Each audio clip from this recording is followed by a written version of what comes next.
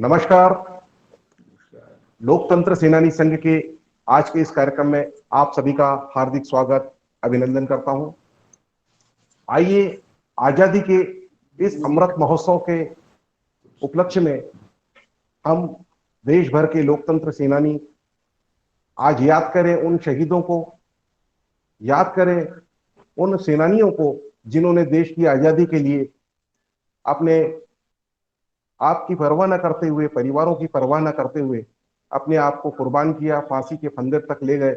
और आजादी के इस अमृत महोत्सव पर जब हम प्रतिज्ञा लें कि हम इस आजादी को अक्षुण्ण बनाए रखेंगे और आज का हमारा ये आजादी का अमृत महोत्सव हमारे लिए सार्थक हो सके, तो आइए हम अपने इस कार्यक्रम की शुरुआत करने के लिए, जैसा कि आजादी के दीवानों का भी सबसे प्रिय गीत रहा वंदे मातरम, तो आइए हम सबसे पहले शुरुआत करते हैं। मैं आमंत्रित करता हूं हमारे विनय बापट जी को, जो लोकतंत्र सेनानी हैं। आप भोपाल से, अभी वर्तमान में भोपाल से रहते हैं और दुबई से भी थोड़ी देर पहले, मतलब कुछ दिनों पहले ही आए हैं, जैसा मुझे जानकारी लगी है। तो विनायक बापट जी को मैं आमंत्रित करता हूं, आए और अपना वंदे मातरम गीत से आज के कार्यक्रम की शुरुआत करें।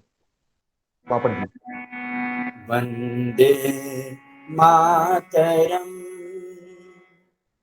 वंदे मातरम,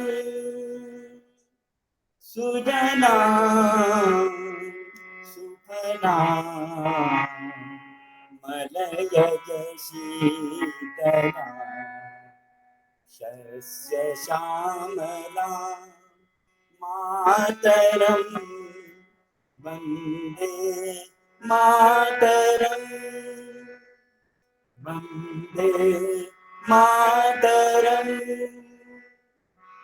शुभ्रजोत्स्ना पुलकितयामिनी फुल्लकुसुमितः द्रुमदलशोभिनी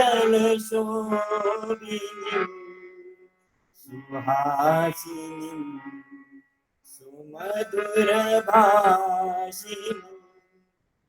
सुखदां वरदां मातरं, वन्दे मातरं, वन्दे मातरम्। सप्तकोटिकण्ठकलकल निनादकराले सप्तकोटिभुजर्धृत कर करवाले अबला के नुमा दे तो भले बाहुबल धारिणी नमामि तारिणी रिपुदलवारिणी मातरं, वन्दे मातरं, वन्दे मातरं। तुम्ही विद्या तुम्ही धर्म, तुम्ही हृदि तुम्ही मर्म,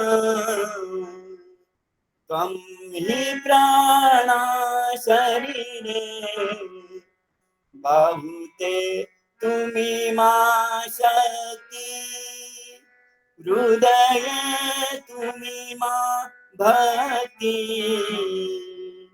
तुमरै प्रतिमा गढ़ी मंदिरे मंदिरे मंदिरे मातरं, वन्दे मातरं।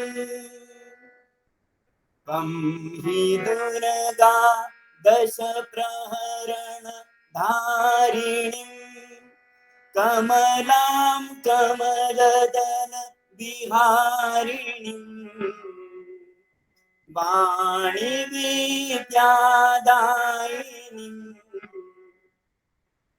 नमामि त्वां, नमामि त्वां, नमामि कमलां अमलां अतुलां सुजलां सुफलां मातरं, मातरम वंदे मातरम श्यामलां सरलां सुस्मितां भूषितां धरणी भरणी मातरम मातरम वंदे मातरम वंदे मातरम वंदे मातरम। भारत माता की जय। बहुत बहुत धन्यवाद परम आदरणीय बापट जी। आप चूंकि संगीत के महारथी भी हैं और आपकी आवाज का जादू पूरी दुनिया में चलता है, और ये हमारा सौभाग्य है कि आज हमारे इस कार्यक्रम की शुरुआत वंदे मातरम से जो आपने की है और आपने इस कार्यक्रम की शोभा बढ़ाई, इसके लिए मैं आपका हृदय से आभारी हूँ। चलिए हम आगे इस कार्यक्रम को आगे लेकर के चलते हैं।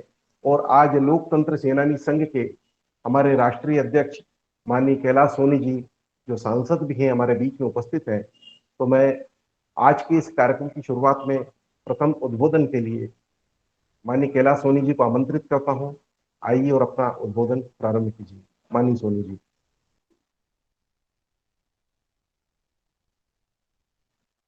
आपका माइक चालू कर लीजिए।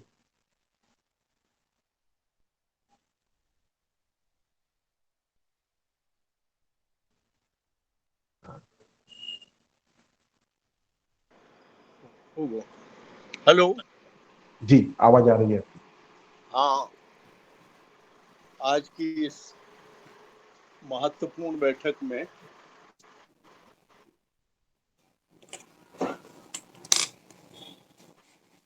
उपस्थित परम श्रद्धेय जेठिया जी अभी राष्ट्रीय गीत से हम सबको प्रेरणा प्रदान करने वाले ऐसे हमारे श्रद्धेय बापट जी और इस बैठक में जुड़े हमारे सभी लोकतंत्र सेनानी,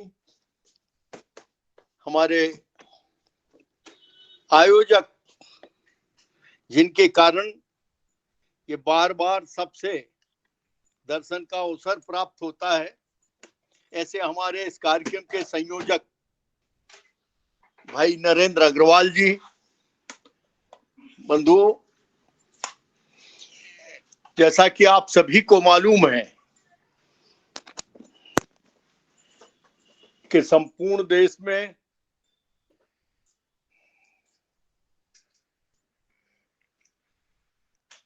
अमृत महोत्सव आजादी का ये 75वां साल चल रहा है और ये हम सब सौभाग्यशाली है कि इस राष्ट्रीय चेतना को संपूर्ण देश में जगाने के लिए हमें आचरण सिद्ध, प्रकृति प्रदत्त ऐसे प्रधानमंत्री माननीय नरेंद्र मोदी जी मिले हैं कि जिनके द्वारा पूरे हिंदुस्तान के हर गली गांव में, झोपड़े से लेकर के बड़े शहरों में, सब जगह इस लोक चेतना को जगाए रखने के लिए उनके आह्वान पर इस देश में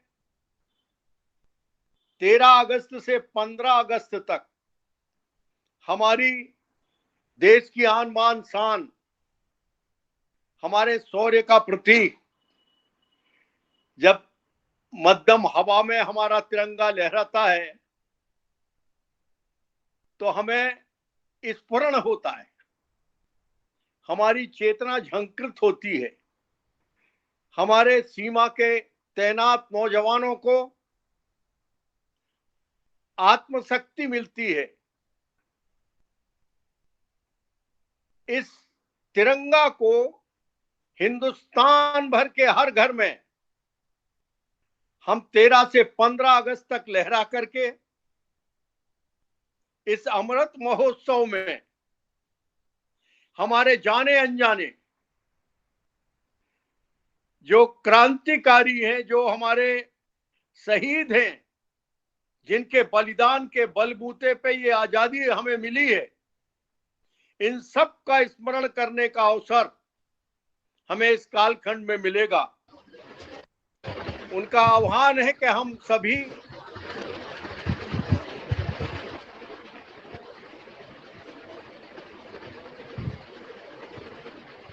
झंडा तो फहराएं, साथ में अपने जाने अनजाने असंख्य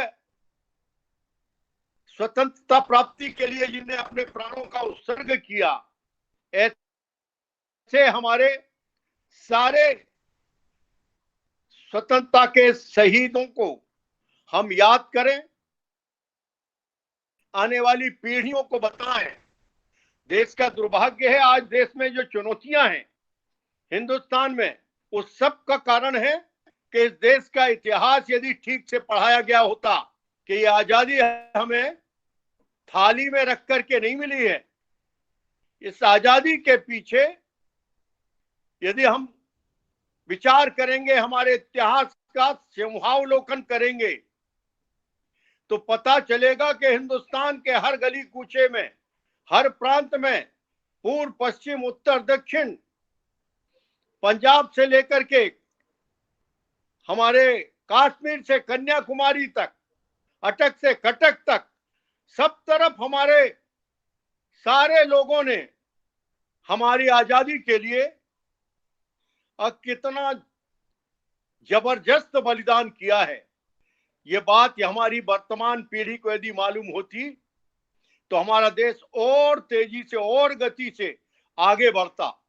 और इस कार्यक्रम का निमित्त यही है कि हम अपने आजादी की कीमत का ठीक से सिंहावलोकन करें, आकलन करें, अपने आने वाली पीढ़ियों को इसे बताएं कि तिरंगा देश में फहराने का काम जिनने ये सौभाग्य हमें दिया है, ये संविधान हमें दिया है, ये दुनिया की इतनी बड़ी लोकशाही हमें दी है, उसके पीछे कितना बड़ा बलिदान है। तो आज के अवसर पर आजादी के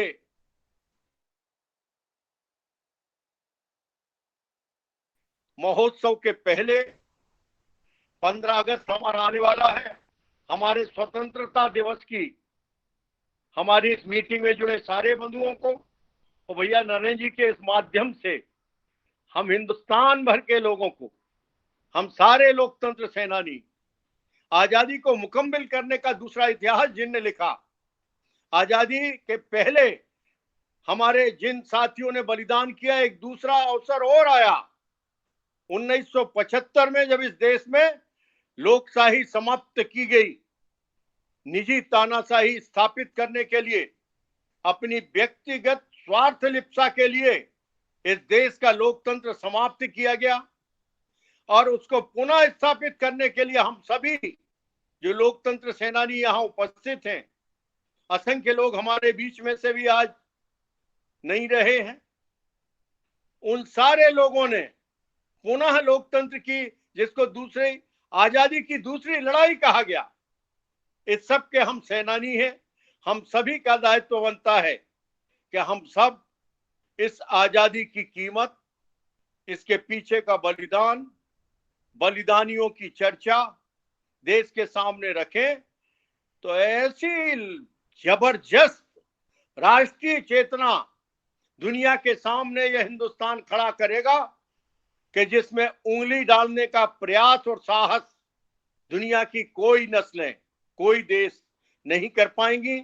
पुनः बैठक में जुड़े सभी बंधुओं का हम हार्दिक अभिनंदन करते हैं और स्वतंत्रता दिवस की हार्दिक शुभकामनाएं प्रेषित करते हैं। भारत माता की जय।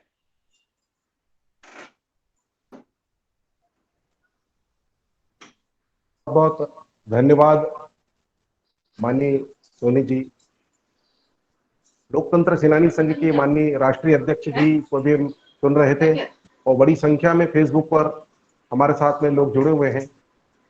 हमारे साथ में दिल्ली प्रदेश से सतीश शर्मा जी भी जुड़ गए हैं, और चूंकि क्रम में थोड़ा परिवर्तन मुझे तत्काल करना पड़ा, हमारे बीच में एक हिंदुस्तान के वो नामचीन व्यक्ति जिनका नाम साहित्य में जाना जाता है, बाबा सत्यनारायण मौर्य जी, वो भी हमारे बीच में आ चुके हैं। और मैं अगले क्रम में बाबा साहब आपको आमंत्रित करता हूं कि बाबा सत्यनारायण मौर्य जी आए और आज के इस कार्यक्रम में देश भर से जुड़े हुए हमारे लोकतंत्र सेनानी, लोकतंत्र प्रहरी और आम जनता जो इस कार्यक्रम के माध्यम से जो घरों में बैठकर फेसबुक और यूट्यूब के माध्यम से देख रही है, आइए आप उनको संबोधित करें बाबा साहब। नमस्कार नरेंद्र भैया, माननीय जटिया जी को सादर प्रणाम, चरण स्पर्श। अभी कैलाश जी ने काफ़ी राष्ट्र की और राष्ट्र प्रेम की कई सारी बातें कही। तो वास्तव में अगर सच कहूँ तो जितने भी मित्र मुझे सुन रहे हैं, मैं शायद सबसे छोटा हूँ, क्योंकि जितना संघर्ष आपने किया है प्रारंभ से लेकर यहाँ तक पहुँचाने में, लेकिन केवल एक कला का योगदान रहा कि मतलब आपने इतना सम्मान दिया। वरना तो मेरा हक केवल आप लोगों को सुनने का ही है, क्योंकि जमीन पर संघर्ष आपने किया। आपातकाल के टाइम तो बहुत छोटा ही था मैं, तब केवल सुना करता था। लेकिन आप सब लोगों के सामने केवल एक बात विशेष रूप से कहूँगा मैं, चूँकि समय भी मर्यादा है, मुझको भी और लोगों को सुनना है। एक छोटी सी बात स्पष्ट हो जाए तो शायद माननीय कैलाश जी ने कहा वो बात क्लियर हो जाएगी। हम जब शब्द प्रयोग करते हैं राष्ट्र, तो दुनिया के कई देशों में जाना होता है मेरा, तो वास्तव में वो देश हैं। लेकिन राष्ट्र बनने के लिए 3 चीज़ों की जरूरत होती है। एक तो भूमि, भूमि तो वही है, भूमि राष्ट्र होता है। हमारी आम मान्यता है कि धरती का एक टुकड़ा राष्ट्र है, लेकिन हमारा धरती का टुकड़ा तो वही था। आज के पहले पाकिस्तान में हमारी धरती का टुकड़ा था, बांग्लादेश हमारी धरती का टुकड़ा था, ये वियतनाम जिसको बोलते हैं ये हमारा चंपा देश नाम से था, ये थाईलैंड श्याम देश के नाम से था। अब भी कई जगह दुनिया भर में जाते हैं, इवन अमेरिका तक में भारतीय संस्कृति के प्रमाण मिलते हैं।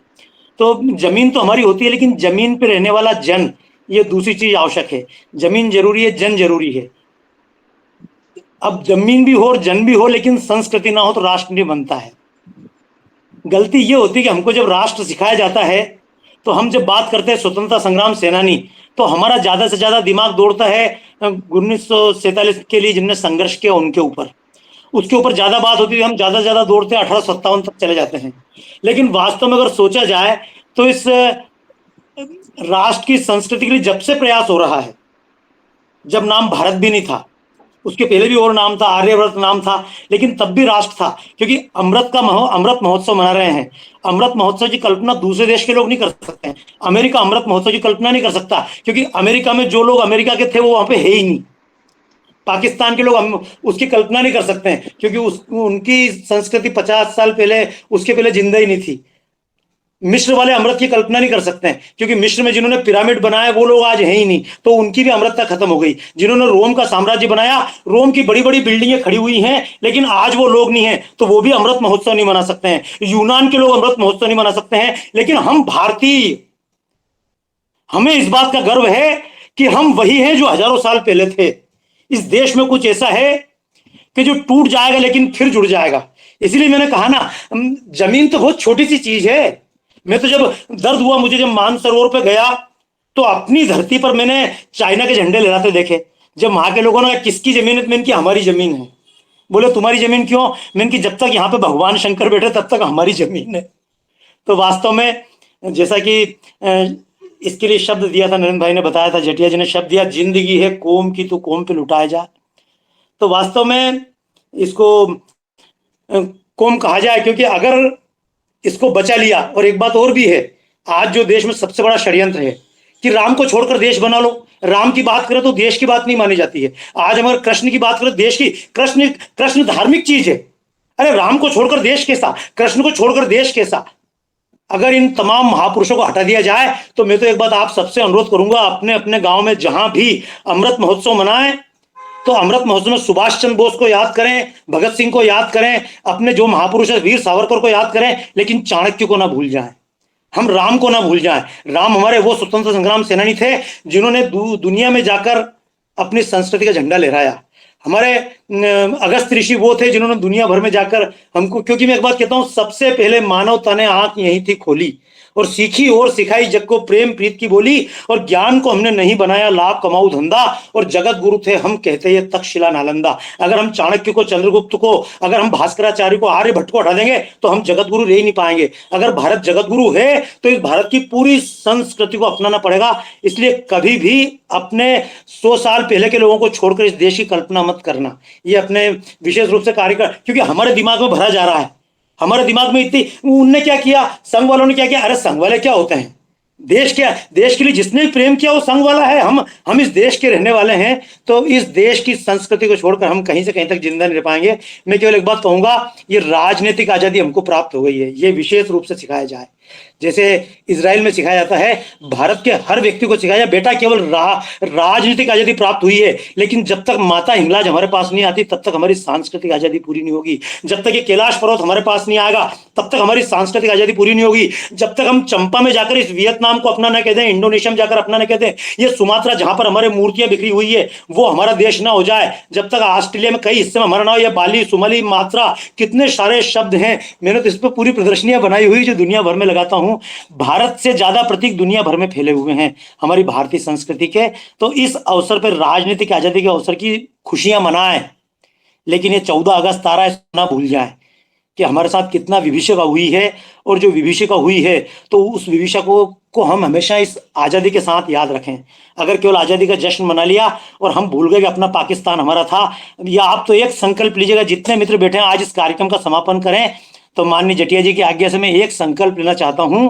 हम जितने बैठे हुए हैं, मुझे सुन रहे हैं, एक संकल्प लीजिएगा। इस बार तो हम वर्चुअल रूप से लाल किले पर झंडा फहरा रहे हैं, लेकिन ये संकल्प लेना कि अगली बार आज़ादी का जब हम 76वां वर्ष मनाएंगे तो हम ढाका में जाकर मनाएंगे, हम सियालकोट में, हम कराची में जाकर मनाएंगे, क्योंकि हमारा ही हिस्सा है। जब तक अपनी भूमि को वापस प्राप्त न कर लें, जहां पर हमारी कैकई माता हुई थी, पारसी हमारा है, या अफगानिस्तान जहां गांधारी आई थी वो हमारा हिस्सा है, ये सारे हिस्से, इनको अगर भूल गए तो आज़ादी का अमृत महोत्सव अधूरा रह जाएगा।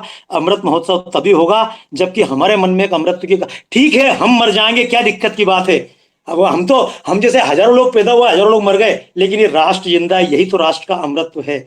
इस अमृत्व को हमेशा याद रखिएगा और अपने जीवन को, क्योंकि हम में से कई लोग आएंगे और कई लोग वापस चले जाएंगे, और ये जिंदगी के मेले दुनिया में कम ना होंगे, हम नहीं होंगे, लेकिन हमारा राष्ट्र होगा। मैं बहुत ज्यादा बात नहीं करूंगा क्योंकि मैं आप सबके सामने बात करने के योग्य नहीं हूं, आप सबका छोटा सा भाई, छोटा बालक हूं। बस आप आशीर्वाद दें कि जो आपने हमको संस्कार दिए हैं, ये संस्कार हम आने वाली पीढ़ी को देते जाएं, और ये वंदे मातरम पूरे देश में प्रसन्नता के साथ गाया जा सके। वास्तव में तो आज़ादी का अमृतोत्सव मनाया, हम अमर तो रहेंगे, लेकिन बीमारियां तो है। ये बीमारियां कहीं देश में अलग अलग नामों से पैदा हो रही है, कहीं जातिवाद के नाम पे, क्षेत्रवाद के नाम पे, लेकिन अंतिम में केवल एक बात कह दूं, क्योंकि इसी देश में झगड़े होते हैं।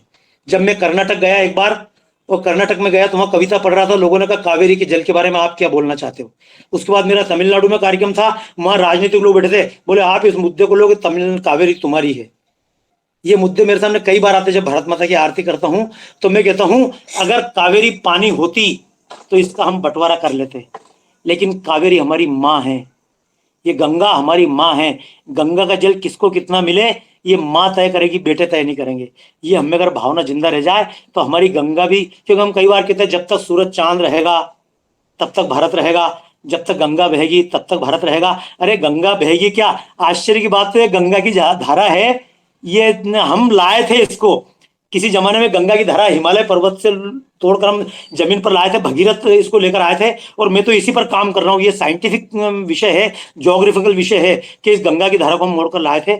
ऐसे अनेकों प्रमाण है। मैं आज महापुरुषों के नाम तो एक का क्या नाम लूं, इस देश में इतने महापुरुष है। रशिया में 2 महापुरुष माने जाते हैं, लेनिन है, मार्क्स है। अमेरिका में 1-2 महापुरुष, 25 महापुरुष है जिनके नाम फोटो हैं। लेकिन भारत में तो इतने महापुरुष कि जहां जाओ सभी महापुरुष हैं, और हम सब अपने आप को महापुरुष मान लें। देश को महान बनाना है तो एक संकल्प जरूर लेना कि हम सब महान बनेंगे। दिक्कत यही होती है, हम महान लोगों के नारे लगाना चाहते हैं, लेकिन खुद महापुरुष होने में शर्मा जाते हैं। मैं एक बात जरूर कहूंगा हर जगह कि भले ही दूसरों के पांव छुएं, हमसे बुजुर्गों के पांव छुएं, महान लोगों के पांव छुएं, लेकिन एक संकल्प लें कि सुबह से शाम तक ऐसा कोई ना कोई काम जरूर करेंगे कि खुद के ही पांव छीने की इच्छा हो। और जिस दिन भारत के 150 करोड़ लोग खुद के पांव छीने के लायक महानता अपने आप मन में पैदा कर लेंगे, उस दिन राष्ट्र अजर अमर हो जाएगा। आप सभी को प्रणाम। बहुत ही सुंदर, कम शब्दों में, कम समय में जो आपने अपने उद्गार व्यक्त किए हैं, वास्तव में अनुकरणीय है, प्रशंसनीय है और जीवन में उतारने के लायक है। नरेंद्र जी जी, इस बात आप को केवल चूंकि जेठिया जी बैठे तो कविता की भाषा में कह दूं, आओ भाई प्रण कर लें अपना कर्तव्य निभाएंगे। आओ भाई प्रण कर लें अपना कर्तव्य निभाएंगे और सोकर के जो खोया है वह स्वर्णिम युग लौटाएंगे। और सप्त सिंधु की धाराएं जो कटकर हमसे दूर गई, नाम पंजाब है लेकिन दोआब बज गया, 3 नदियां गायब हो गई। सप्त सिंधु की धाराएं जो कटकर हमसे दूर गई, सिमटी सीमा उन धाराओं के आगे पहुंचाएंगे। जग में फिर से उन्नत होवे अपनी माता भारती, वंदे मातरम गाकर कर लो भारत माँ की आरती। प्रणाम। बहुत ही बढ़िया। आज हमारे कार्यक्रम की एक बड़ी विशेषता है, कहते हैं एक पे 11 होते, तो आज हमारे कार्यक्रम में 2 सत्यनारायण जी हैं। सत्यनारायण मौर्य जी भी हैं जिनको हम सुन चुके हैं, और अब अगले वक्ता हमारे जो सत्यनारायण जेठिया जी हैं। तो एक पे 11 होते हैं, तो हमारे इस कार्यक्रम की शोभा को बढ़ाने के लिए हमारे साथ 2 सत्यनारायण जी जुड़े हैं। ये हमारा सबका सौभाग्य है।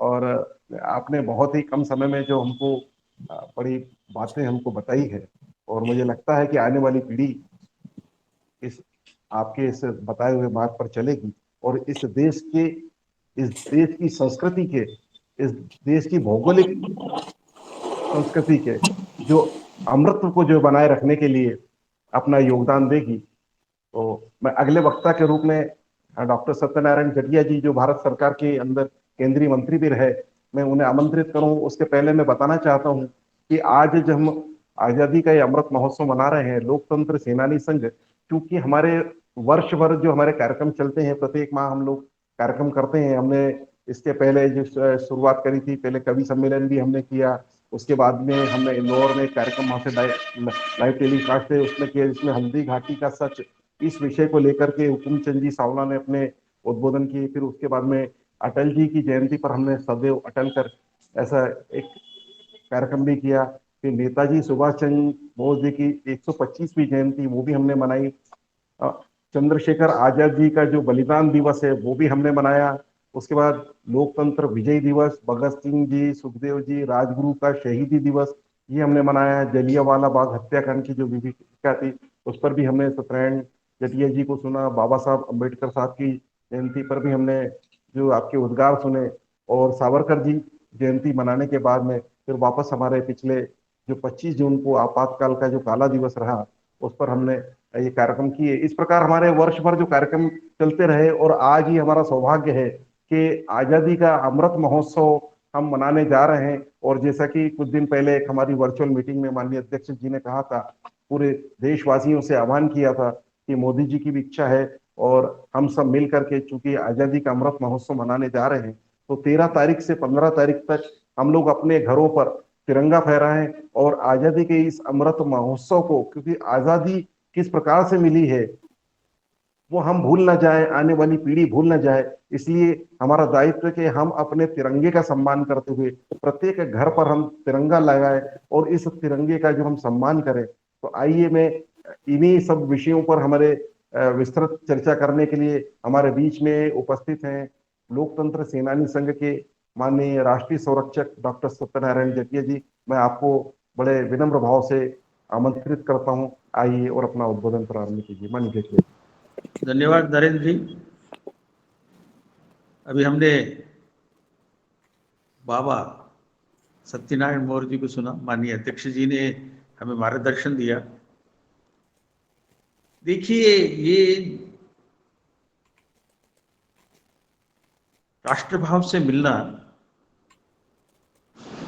सांस्कृतिक संगम है। हम सब राष्ट्रभाव से ओतप्रोत हैं और समर्पण के लिए तुदीयाय कार्याय बद्धा कटियम, मातृभूमि के लिए सब कुछ सर्वस्व न्यौछावर करने का संकल्प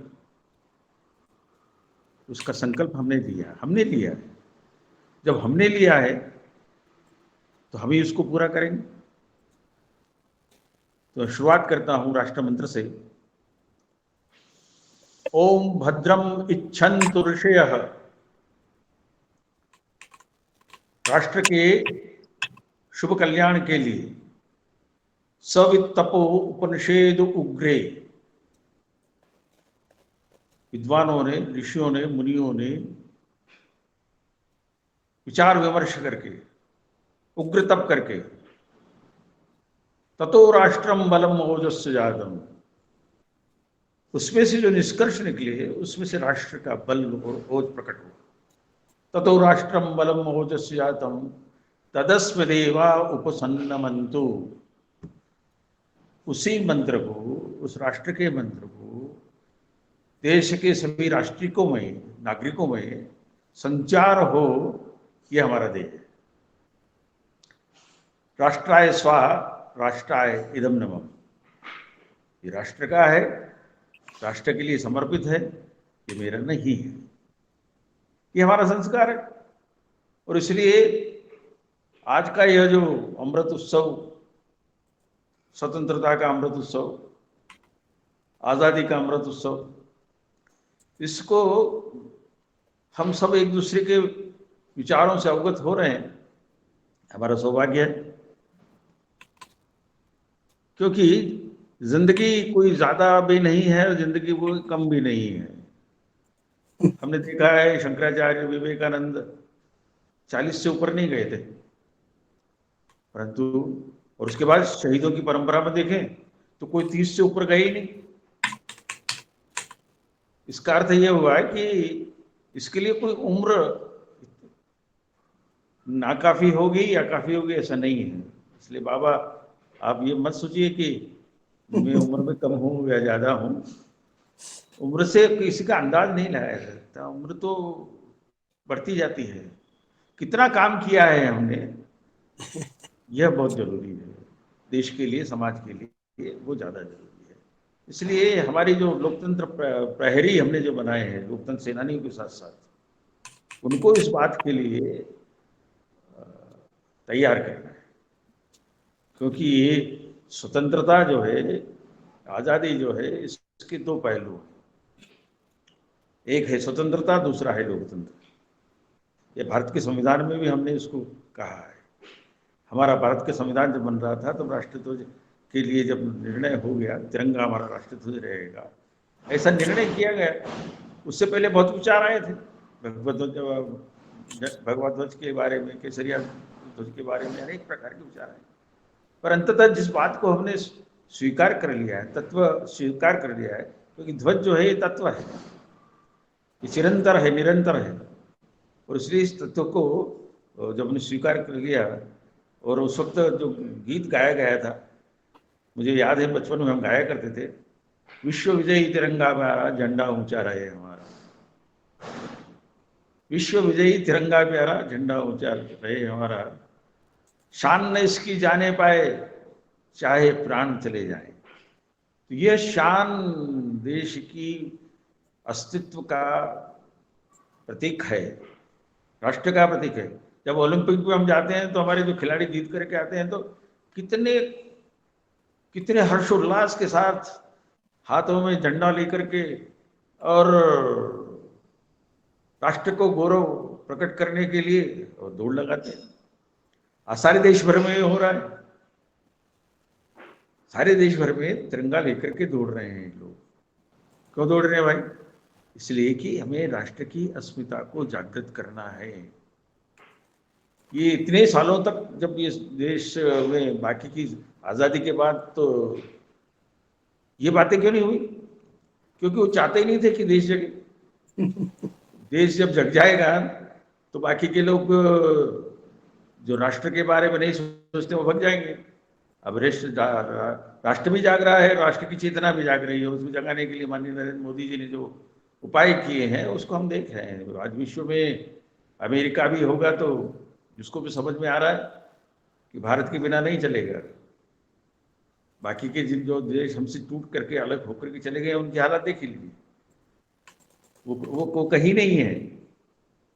और आगे का क्या होगा, जैसा बाबा ने बताया है, वो हम भविष्य परिस्थितियां बनाएंगे। सांस्कृतिक राष्ट्र है हमारा, और इसलिए उत्तरम यत् समुद्रस्य, उत्तरम यत् समुद्रस्य, उत्तर से लेकर समुद्र तक, उत्तरस्य यत् समुद्रस्य हिमाद्रिश्चैव दक्षिणम वर्षतद भारत नाम भारती अत्र संस्कृति। हिमालय से लेकर के समुद्र तक यह जो देश विस्तारित हुआ है, और इसमें जो संस्कृति है वो भारतीय संस्कृति है। इस भारतीय संस्कृति को जो स्थापित हुआ है उसको हमने भारत कहा है। तो इसलिए अभी हम राष्ट्र की परिभाषा के बारे में विचार कर रहे थे कि राष्ट्र क्या है। अब ये राष्ट्र के बारे में विचार करने के लिए किसी को समय है क्या? कोई कंट्री कहता है, कोई देश कहता है, कोई कुछ कहता है। देश का मतलब तो समाज भी होता है। तो राष्ट्र बनता है, जैसा बताया गया है कि भूखंड होता है, धरती माँ होती है, धरती को माँ कहा है। वसुंधरा, बड़ा सुंदर वर्णन है देश का। नीलांबर परिधान हरित पट पर सुंदर है, सूर्य चंद्र युग मुकुट में कला रत्नाकर है, नदियां प्रेम प्रवाह, फूल तारे मंडन है, करते अभिषेक प्रयोग हरियाली सुरेश की, हे मातृभूमि तो मूर्ति सर्वेश की। भारत माता ही हमारे लिए ईश्वर है, हमारे लिए परमात्मा है, और इसलिए इसको माँ के रूप में हमने स्वीकार किया है। फिर माँ है तो हम संतान है,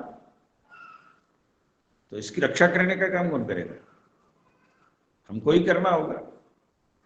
बहुत उतार चढ़ाव देखे हमने, आंतरिक और बाह्य संघर्ष भी हमने बहुत देखे। हमने समय के साथ साथ उन सारी बातों का अंदाज भी लगाया, किंतु 712 से 1947 तक का जो कार्यकाल है, यह अवधि जो है, ये पराभव की अवधि रही। किंतु इसका अर्थ ये नहीं कि संघर्ष नहीं हुआ। हर वक्त हर जगह संघर्ष होता रहा।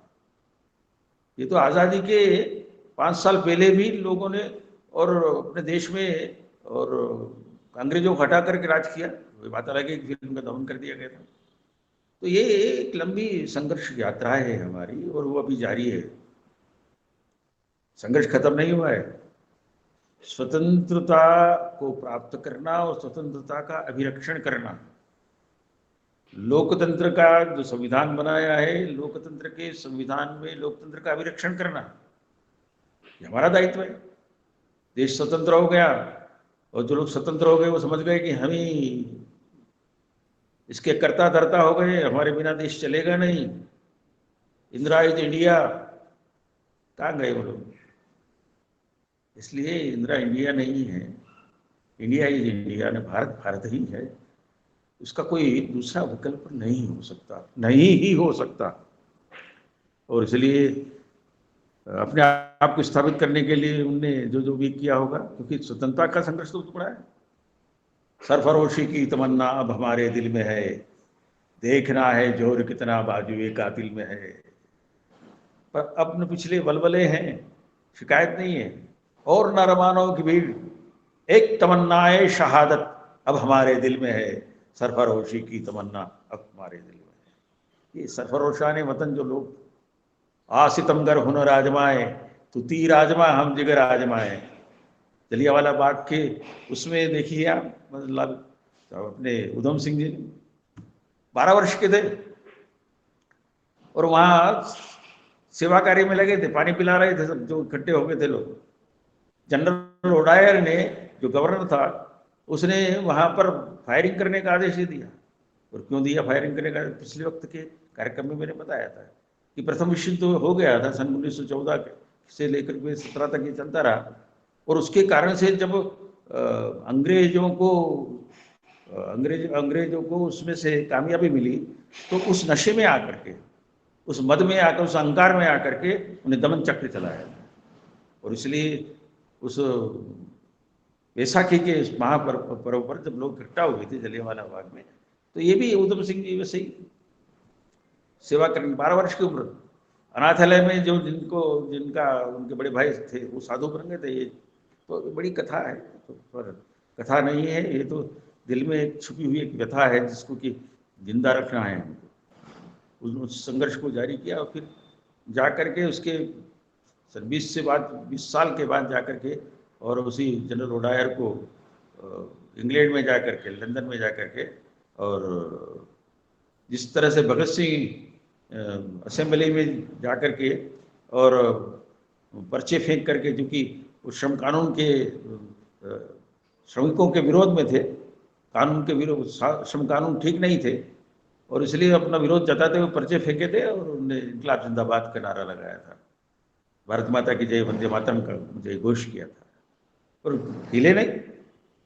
उनको पता था कि ये यहाँ नहीं हिलने से जो होना है वो साफ है, क्योंकि पहले भी ऐसे ही हो गया, खुदीराम बोस के साथ ऐसे ही हो गया। उनके साथ एक अपने मित्र थे सुरेंद्र, वह भी इसी प्रकार से खड़े रहे और आखिरी में जब बच गए तो अपने हाथ से उन्हें गोली मार ली थी। उसके बाद चंद्रशेखर आजाद का नाम याद रखे, अमर शहीद हमारे यहीं के भाभरा के, यही झाबुआ दिल्ली के थे चंद्रशेखर आजाद। 14 मई की सजा मिली, वंदे मातरम वंदे मातरम। बाहर निकले तो चंद्रशेखर आजाद हो गए, चंद्रशेखर से आजाद हो गए। तो ये आज़ादी का जश्न जो है ना मनाने के लिए ये सारे प्रश्नों के उत्तर और उसके समाधान हमको ढूंढना होंगे, हम ही ढूंढेंगे। और इसलिए चंद्रशेखर आजाद का स्मरण करते हैं तो क्या लगता है। आपातकाल में मैंने एक रचना लिखी थी, वो मैं सुनाते रहता हूँ। आजादी को इंगित करते हुए मैंने लिखा था, तुम स्वतंत्रता की अमर आग, तुम स्वतंत्रता की अमर आग, बुझ न सके ऐसा चिराग, उत्सर्ग करने की ललकी मरण मरण का रक्तिम फाग। तूफानों से राह बनाते चलता, पर्वत लांगे बढ़ता जाता, प्रतिबल बढ़ने के निश्चय में विराम कहाँ विश्राम कहाँ। अरे मृत्यु को वरने बढ़ते अलमस्त शहीदों के टोले, भारत माँ की जय जय निनाद से गूंजे दिग्दिगंत जय जय बोले। बम बारूद बने खिलौने, मौजर पर अटूट विश्वास, वंदे मातरम के स्वर से गूंजे देश की धरती और आकाश। इनकलाब जिंदाबाद, इनकलाब जिंदाबाद, इनकलाब जिंदाबाद। आजादी के दीवाने तुम, क्रांतिकारियों के ओ सरताज, जीते जी आजाद रहे तुम, मरते दम तक भी आजाद। याद रहेंगे बिस्मिल, राम प्रसाद बिस्मिल, याद रहेंगे बिस्मिल जब तक आजादी का इतिहास रहेगा। बिस्मिल भारत माँ के मुकुटमणियों का नाज रहेगा, सरताज रहेगा। अरे अरमानों को बांध सका क्या कोई, प्रतिबंध चिंतन पर कैसा, हृदय में यदि उमंग भरी हो, धरती पर बंधन कैसा। देश की धरती आजाद करूंगा, तुम मुझे खून दो आजादी दूंगा। कदम बढ़ाता पूरब से आता नेता सुभाष सेनानी, आजादी का इतिहास हमें जीवन मृत्यु की संघर्ष का है, जीवन मृत्यु की संघर्ष का है। एक व्यक्ति जाता है, कांग्रेस ने उनको कांग्रेस के अध्यक्ष चुने गए थे, चुने हुए अध्यक्ष को स्वीकार नहीं किया। पट्टाभी सीतारमैया उनके खिलाफ और उम्मीदवार थे, वो हार गए। तो तकाजा ये था कि सुभाष पहले भी अध्यक्ष थे और अभी भी वो कांग्रेस के अध्यक्ष लेना चाहिए था, परंतु बहिष्कार किया। और इसके कारण से सुभाष को, ये किसी का मोबाइल, किसी का वॉइस ऑन है, माइक बंद कर लीजिए जिसका भी ऑन है। तो जिस तरह से सुभाष को तैयार होना पड़ा, और वो गए, अकेले गए, 10-20 लोग नहीं थे उनके पास, 2-4 लोग भी नहीं थे। उनको जहां जहां भी वो जाते गए उनको समर्थन मिलता गया। वहां से कलकत्ता से निकल करके आगे स्टेशन पर जाकर उनके भाई ने उनको जेल में बिठा दिया था। फिर उसके बाद उनकी यात्रा, जीवन यात्रा ऐसी चली कि अंग्रेज और बाकी के सब लोग, कांग्रेस दोनों एक तरह से अचंभित हो गए थे। तो वहाँ जाकर के फिर गए, वहाँ अफगानिस्तान और बाकी की सीमाओं को लांघते हुए रशिया में गए, रशिया से जर्मनी गए, बर्लिन गए, बर्लिन से और पनडुब्बी में बैठ करके फिर जापान गए, जापान सिंगापुर आए, सिंगापुर में आज़ाद हिंद फौज का गठन किया। बर्मा के रास्ते से हिंदुस्तान के अंदर आ गए और कोहिमा में जाकर के वो झंडा फहराने का काम किया। मतलब सेनाएं आगे बढ़ती गई। तो ये संघर्ष बताइए, एक आदमी चलता है और पूरी आज़ाद हिंद फौज बना देता है। कदम कदम बढ़ाए जा, खुशी के गीत गाए जा, ये जिंदगी है कौम की तो कौम पर लुटाए जा, शेर हिंद आगे बढ़, मरने से तो कभी न डर, तलक फलक आकाश तक, तलक फलक उठा के सर, जोश कदम बढ़ाए जा, कदम कदम बढ़ाए जा, खुशी के गीत गाए जा, जिंदगी है कौम की, जिंदगी है कौम की, मेरी जिंदगी है नहीं है इदम न मम, मेरी नहीं है जिंदगी है देश की, राष्ट्र की, कौम पर लुटाएगा, लुटाना है, न्यौछावर करना है, आहूत करना है। तो ये जो हमारी महान परंपरा है, उस परंपरा को जागृत करना है, ये संस्कार नई पीढ़ी को देना है। हम क्या देख करके जा रहे हैं नई पीढ़ी? नई नई पद्धतियां चल गई है, विकास के लिए जरूरी भी है, किंतु उन पद्धतियों के दोष भी हैं। आज हम देखते हैं कि हमारा ये जो साधन जिससे हम बात कर रहे हैं, जिसका सदुपयोग हम कर रहे हैं, उसी में लोग रमे रहते हैं। कौन सी दुनिया में? एक समय ऐसा था जब टीवी चल करके आया था तो हमारा टेक्नोलॉजी का एक अच्छा आविष्कार था, किंतु उसको पहले कोई घर में परिवार में कोई मित्र आते थे तो लोग उसके जो आने वाले अपने बंधु का स्वागत करना भूल जाते थे, पर उसी में घुसे रहते थे। तो इन सारी विकृतियों को दूर करना है और जो अच्छी बातें हैं उसके माध्यम से उसको आगे बढ़ाना है। तो आज का ये समय हमारे लिए आज़ादी का अमृत उत्सव, झंडा फहराना है। झंडा प्रतीकात्मक है, ये देश का परिचय है ना। ये वंदे मातरम है, सुजलाम सुफलाम भी है, शस्य श्यामलाम भी है। वंदे मातरम सुजलाम सुफलाम मलयज शीतलाम शस्य श्यामलाम मातरम वंदे मातरम। शुभ्र ज्योत्सना वर्णन है, यहाँ की ज्योत्सना शुभ्र है, पुलकित यामिनी रात्रि है हमारे को आनंद देने वाली। तो ये भारत माता की जो वंदना है, ये वंदना उसके प्रति जो आभार है, कृतज्ञता का भाव है, उसके प्रति जो श्रद्धा का भाव है वो पैदा करना है। और श्रद्धा के भाव को पैदा करने के लिए जब आते हैं तो लगता है कि निश्चित रूप से हम अपने राष्ट्र कार्यक्रम में अपना योगदान करें। देश की प्रच्छन्न क्षमता पर मुझे विश्वास है, भरोसा है मुझे। ये देश, ये संस्कार के जो काम हो रहे हैं, देश की प्रच्छन्न क्षमता पर मुझे विश्वास है, नाभि में इसके अमरता का अनश्वर वास है। शक्तियां संहार की खेले भले नाटक कई, शक्तियां संहार की खेले भले नाटक कई, राष्ट्र की संजीवनी शक्ति में छुपे सामर्थ्य पर विश्वास है। राष्ट्र की संजीवनी शक्ति की सामर्थ्य पर विश्वास है।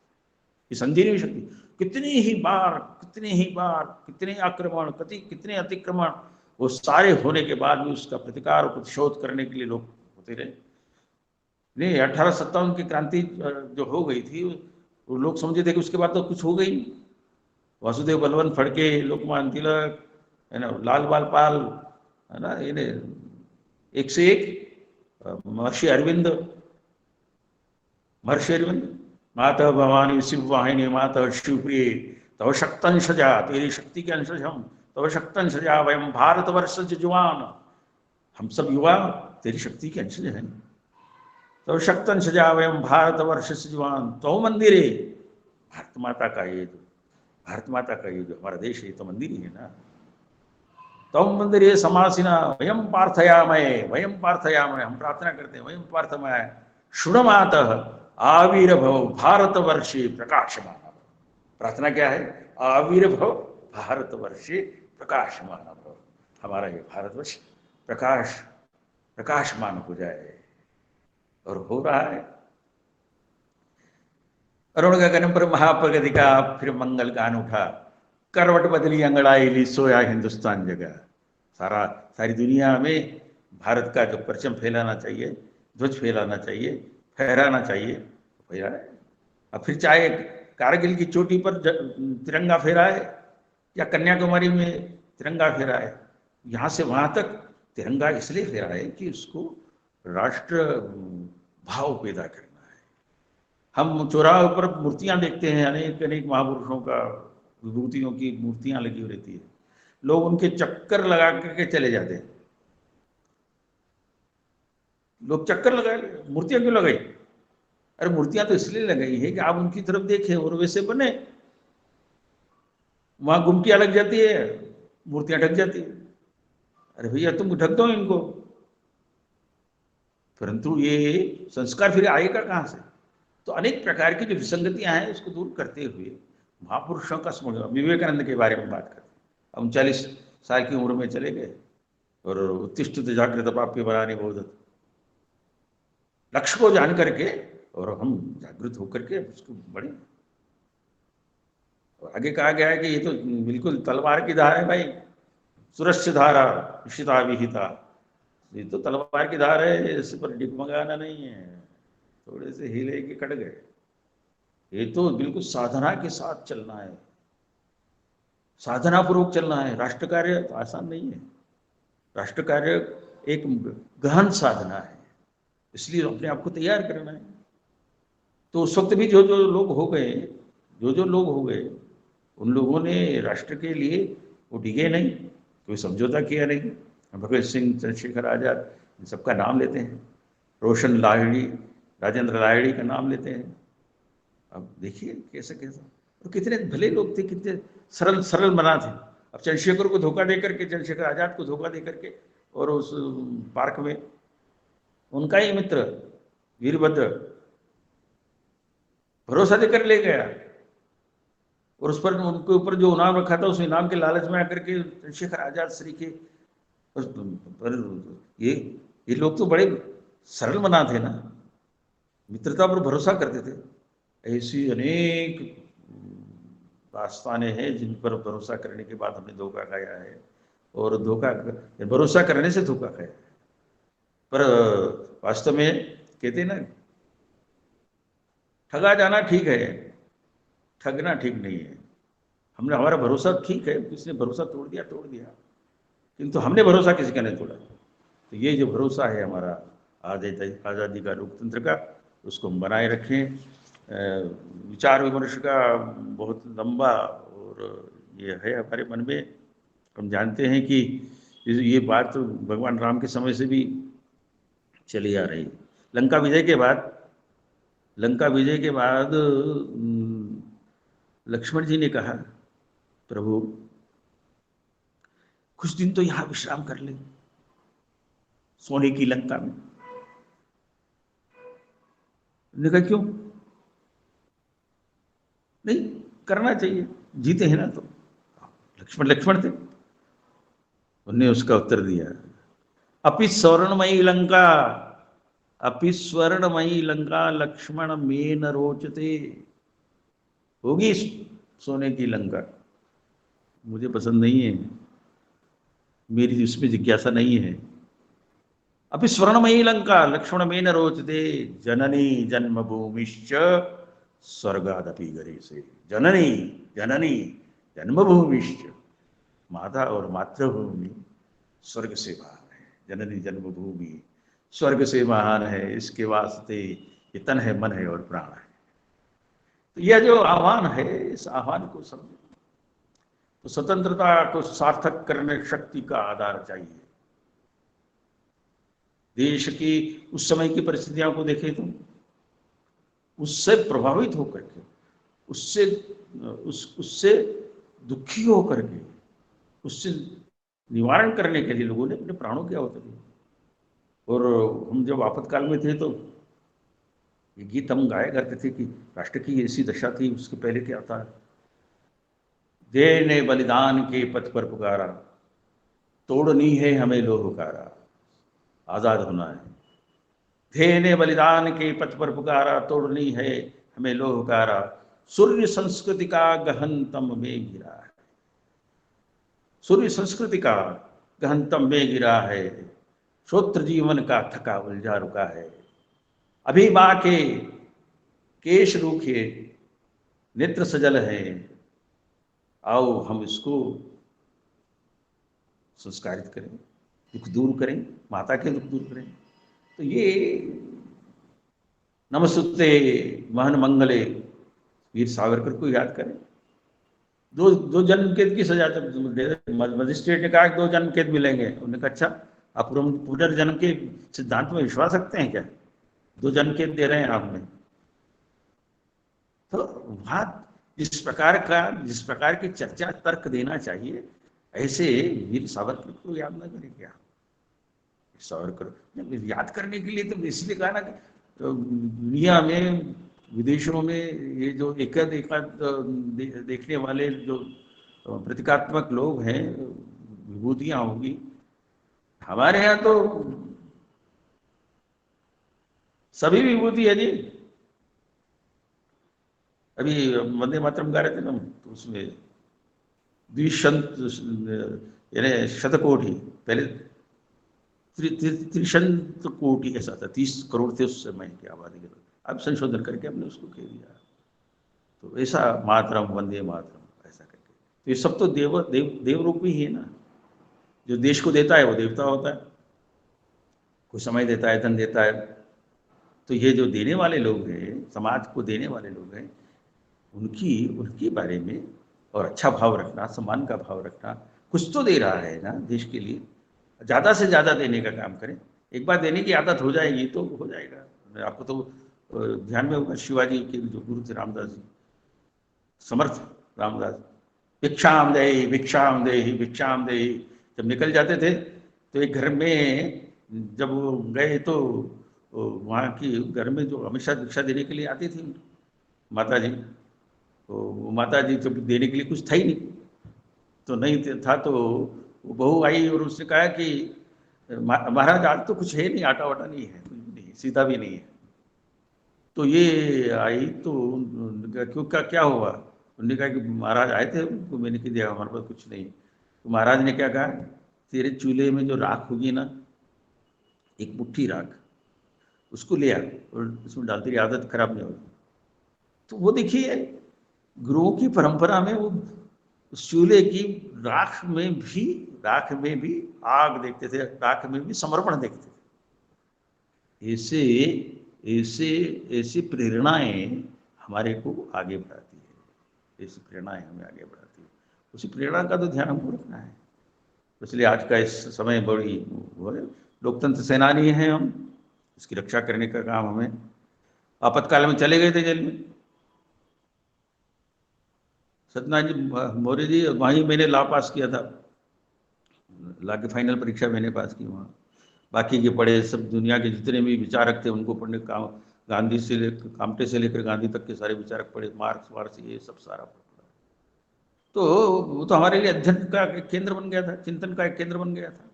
बलिदान नाटक लिखा था हमने, उसको मंचन किया था। अटल जी ने भी जेल में रह करके और जो रचना लिखी है वो मैं जरूर सुनाऊंगा लोकतंत्र के लिए।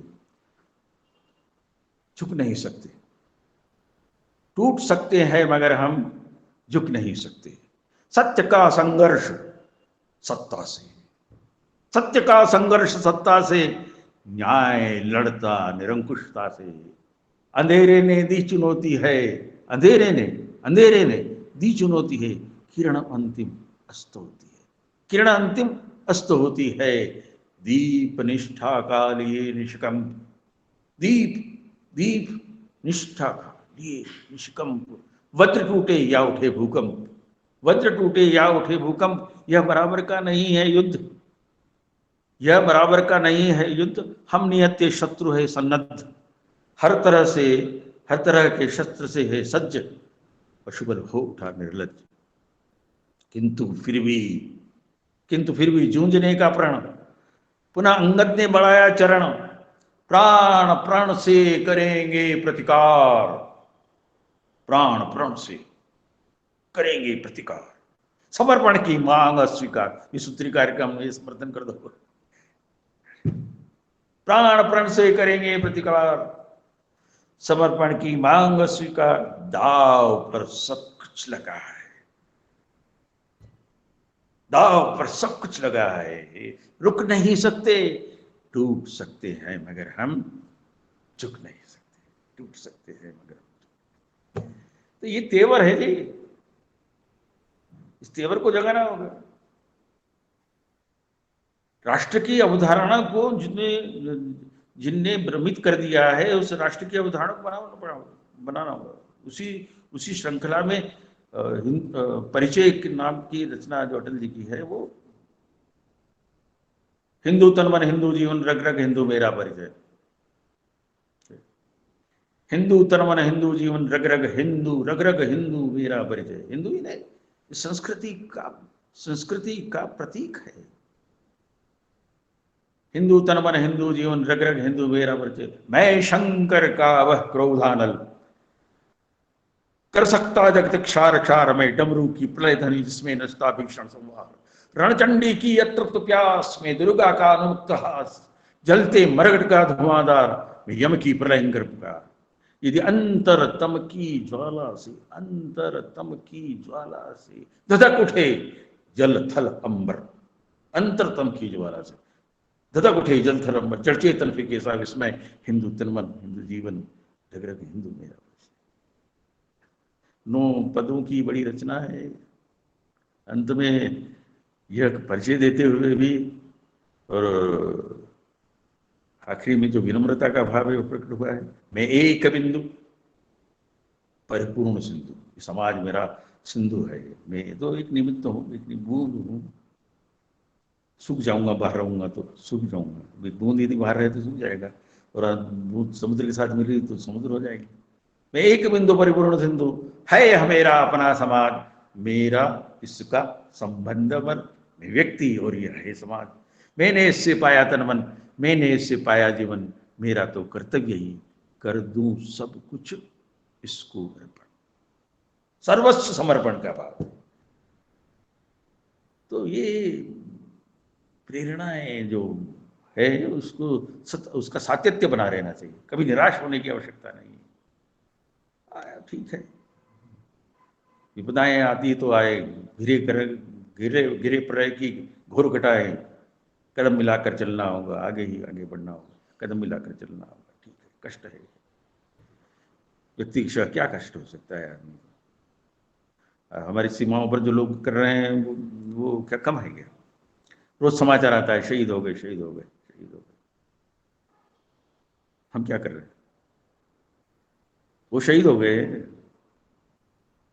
तो शहीद न हो सकते होंगे तो शहीद होने इतना सर्वस्व न्यौछावर करने का ये जो भाव है वो समाज के प्रति होना चाहिए। समाज के उत्थान के लिए, समाज की प्रगति के लिए, विकास के लिए करना चाहिए।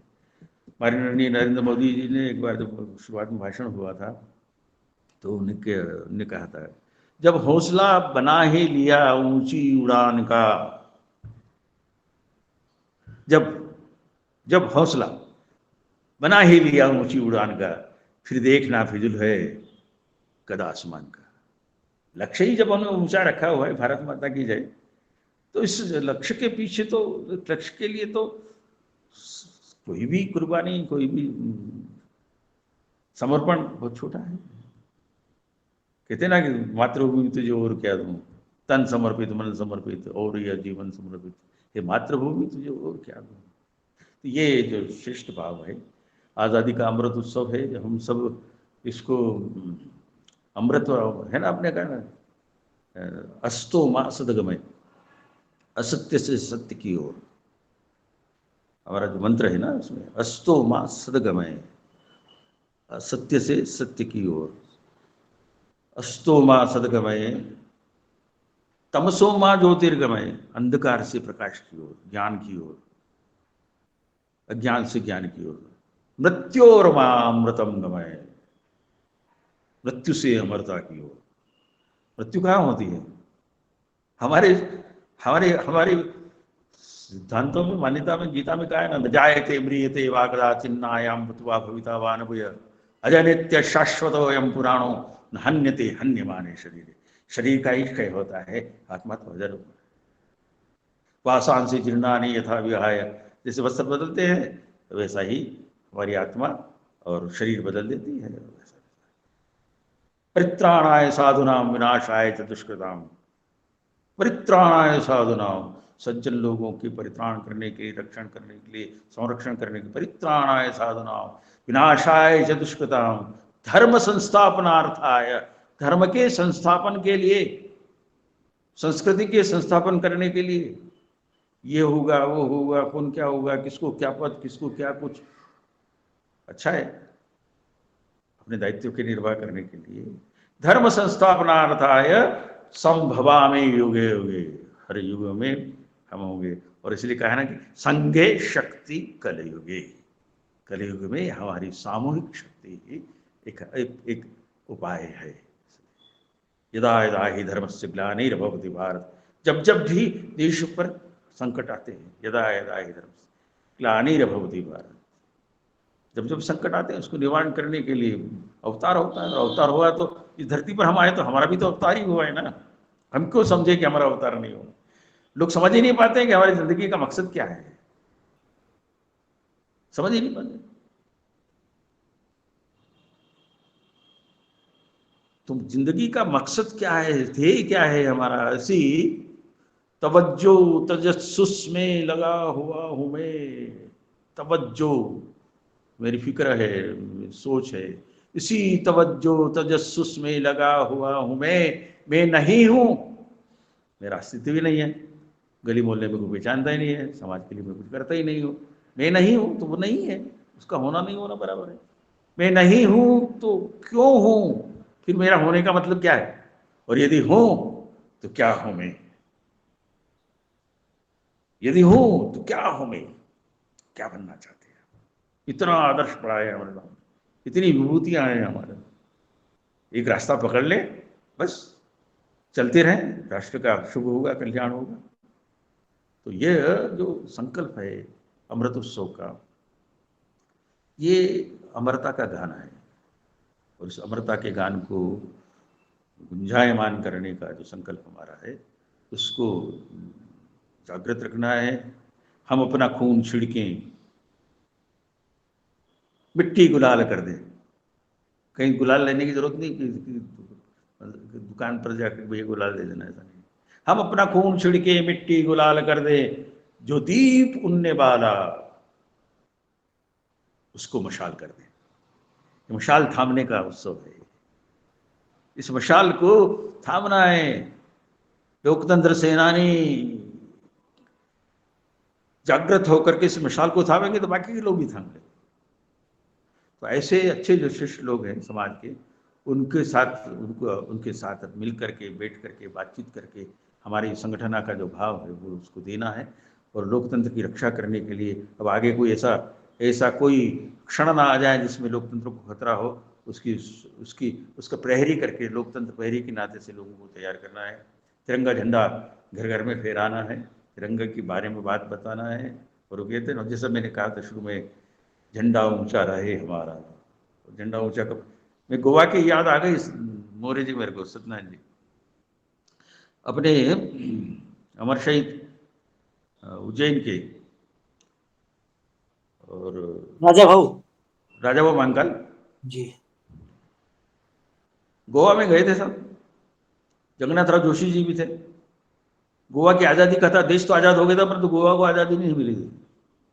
तो साहब वो झंडा लेकर आगे बढ़ रहे थे, गोली उनकी कनपटी में लगी, आंख में लगी, आंख लग करके पार हो गई, झंडा ऊंचा था। पीछे से चलने वाले एक अपने कार्यकर्ता ने फिर उस झंडे को उठा लिया, झंडे को गिरने नहीं दिया। ये है हमारी तासीर। और इसलिए इस तासीर को बनाए रखने के लिए हमने बहुत काम करना है। निश्चित रूप से कोई खत्म नहीं होता। किष्किंधा कांड में एक प्रसंग आया हुआ है, उसमें हनुमान जी को उसका बल दिखाने के बारे में उनका याद दिलाना, क्योंकि वो किसी ऋषि के शाप के कारण से वो जब कुछ चीज स्मृति में आना चाहिए उस वक्त नहीं आ पाती, तो उस वक्त का प्रसंग लेकर किष्किंधा कांड में, तो उसके बाद सुंदरकांड शुरू हो जाता है। कहीं रीछपति सुनो हनुमाना, कहीं रीछपति सुन हनुमाना, का चुप साधि रहे बलवाना। क्यों चुप जाओ? कहीं रीछपति सुन हनुमाना, का चुप साधि रहे हनुमाना। आप चुप क्यों हैं? देश में ऐसे बहुत सारे चुप लोग हैं, उनकी स्मृति को जागृत करना है भाई। ये हमको उनकी तरह से फिर से जगाना होगा। और जब जगाएंगे, पवन तनय बल पवन समाना, फिर याद दिलाना पड़ेगा, पवन तनय बल पवन समाना, बुद्धि विवेक विज्ञान निधाना। आप तो समर्थ हैं। कवन सो काज कठिन जग माई, हनुमान जी की स्तुति करते हुए कहते थे, जो नहीं होए तात तुम पाए। आपसे कौन सा ऐसा काम है जो नहीं हो सकता।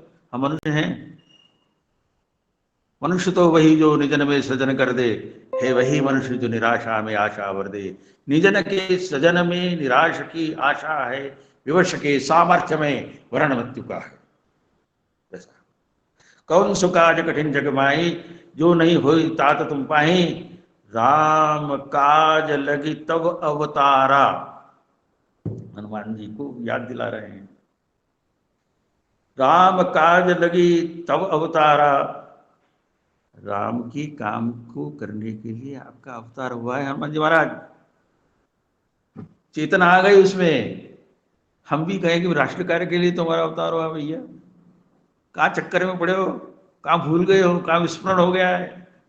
राम काज लगी तब अवतारा, सुनत ही भय पर्वताकारा। फिर उसमें वो पूरा सुनते ही पर्वताकार हो गए, सुनते ही उसमें वो जागृत हो गया।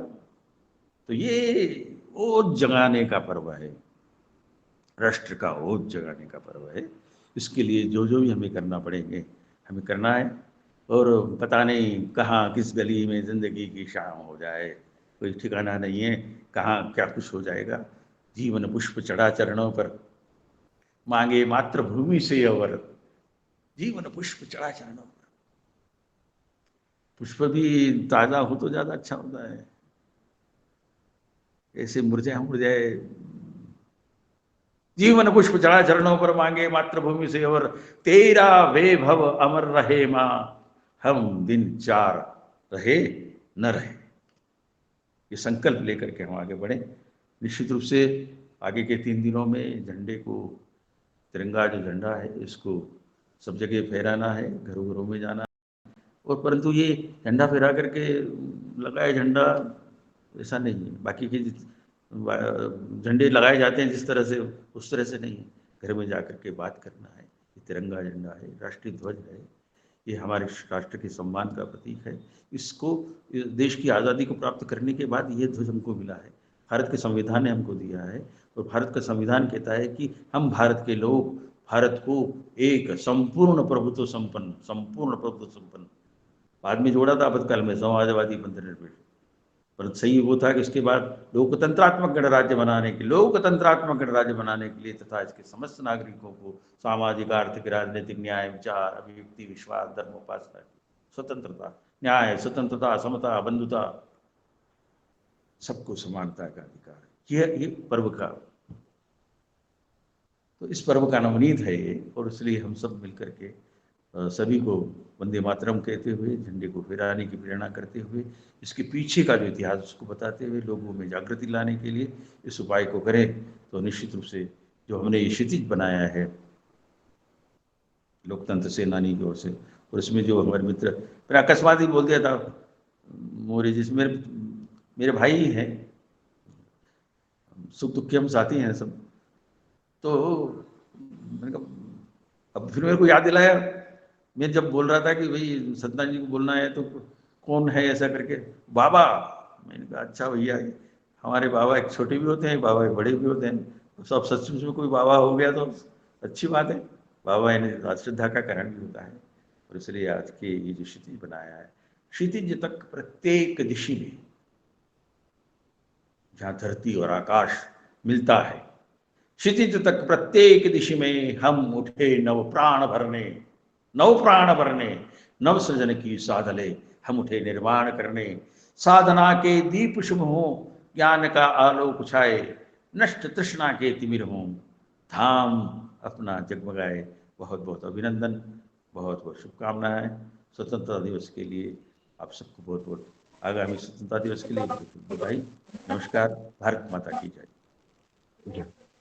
बहुत बहुत धन्यवाद परम आदरणीय जेठिया जी। आपने आज के इस कार्यक्रम में जो राष्ट्र भावना से ओतप्रोत अपने इस सार गर्भित उद्बोधन में हमारे देश के युवाओं को और विशेष करके लोकतंत्र प्रहरियों को, जो आने वाली पीढ़ी लोकतंत्र सेनानियों की है, उनको जो आपने मार्गदर्शन दिया, और मुझे भी पूर्ण विश्वास है कि आपके इस उद्बोधन का असर इस नई पीढ़ी पर होगा और राष्ट्र के लिए जीना, राष्ट्र के लिए मरना, ऐसी संकल्प लेकर के हमारी नई नौजवान पीढ़ी चलेगी। और माननीय सतीश शर्मा जी दिल्ली से हमारे बीच में हैं, तो सतीश शर्मा जी यदि मुझे सुन पा रहे हो तो आप आइए और इस कार्यक्रम का समापन पर आप सभी का आभार प्रदर्शन करें। सतीश शर्मा जी, सतीश जी।